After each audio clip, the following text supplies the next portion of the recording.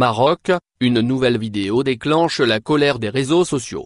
Dire que certains protestent contre le prolongement de l'état d'urgence sanitaire jusqu'au 10 juin prochain. Cette mesure prise par les autorités est une réponse amplement justifiée. Et cela, vu l'augmentation des cas infectés de Covid-19 au Maroc, nonobstant le nombre important de guérisons et celui stable des décès. Sans oublier que le nombre de récalcitrants interpellés est à la hausse, chaque jour, et chaque nuit aussi, concernant le couvre-feu, dépasse largement, et honteusement, celui des personnes ayant contracté le nouveau coronavirus. Et pour couronner le tout, en plus des masques laissant le nez à l'air libre, des citoyens s'agglutinent comme des mouches dans nos souks populaires, faisant ainsi fi d'une mesure préventive importante. Il s'agit de leur non-respect irresponsable de la distance de sécurité qui, chez nous, est d'1 mètre, alors qu'elle est de 1,5 m ailleurs. Ainsi, et pour la énième fois, les internautes s'insurgent contre de tels comportements inciviques et irresponsables de non-protection de soi et d'autrui. Et la toile a encore exprimé sa colère indignée, suscitée par la vidéo montrant de très nombreux clients d'un marché, attroupés comme pas possible en ces temps de pandémie. Affluence monstre, masque sous le menton pour certains, ces citoyens enfreignent les mesures préventives d'état d'urgence décrétées par les autorités compétentes et par le ministère de la Santé. La mesure de confinement est aussi jetée aux oubliettes, alors qu'elle nous conseille de rester chez nous et de n'en sortir que pour des cas urgents. Faire ses courses, par exemple, mais en respectant la distance de sécurité, ou pour des soins chez le médecin et, bien sûr, pour aller acheter des médicaments à l'officine la plus proche. Cependant, ces citoyens de cette vidéo, montrés du doigt par les internautes, prétextent les préparatifs de l'Aïd al-Fitr pour expliquer leur attroupement à risque. Pour la toile marocaine, de telles attitudes augurent, à Dieu ne plaise, d'une catastrophe réelle aux conséquences néfastes. Le même phénomène est quotidiennement constaté dans tous les souks populaires de nos villes.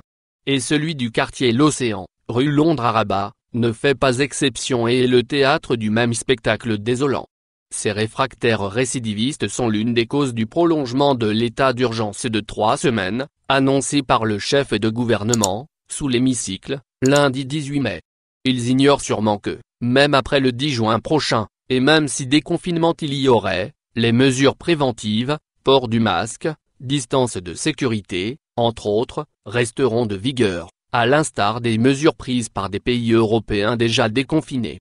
Et pour l'on ne sait combien de semaines et même des mois, voire une année ou plus, si la pandémie continue à sévir et en attendant qu'un vaccin anti-Covid-19 soit, enfin, trouvé par le professeur Monsef Slaoui ou par d'autres éminents chercheurs. Coronavirus au Maroc, vers un prolongement de l'état d'alerte sanitaire. Depuis lundi dernier, certains internautes s'évertuent à prétendre que la durée de l'état d'urgence sanitaire, décrété par les autorités marocaines, risque de se prolonger. Bien plus, les boules de cristal fêlées de ces Nostradamus du net, de ces Madame Soleil des réseaux sociaux, prédisent que ce prolongement durera jusqu'au fin juillet prochain.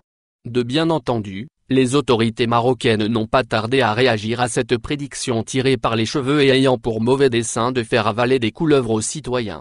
Et une source proche du chef de gouvernement, Saadine El-Othmani, a affirmé qu'il ne s'agit que de rumeurs fallacieuses, tout en soulignant qu'aucune telle mesure n'a nullement été évoquée par qui que ce soit, au sein de l'exécutif. Tout prolongement, ou pas, de la durée de l'état d'urgence sanitaire est soumis à l'évolution de la situation épidémiologique et à la décision des parties étatiques concernées, a précisé la même source dans une déclaration à le site Info. De surcroît, et au cas où une telle décision de prolongement serait prise, elle serait officiellement annoncée via une circulaire transparente, a tenu à faire savoir notre interlocuteur. En cette période, le plus primordial pour les citoyens, c'est de veiller au respect du confinement chez soi et à celui des recommandations du ministère de la Santé. Il est également essentiel de collaborer avec les autorités locales en leur facilitant la tâche pour le bien de tous, a conseillé la même source.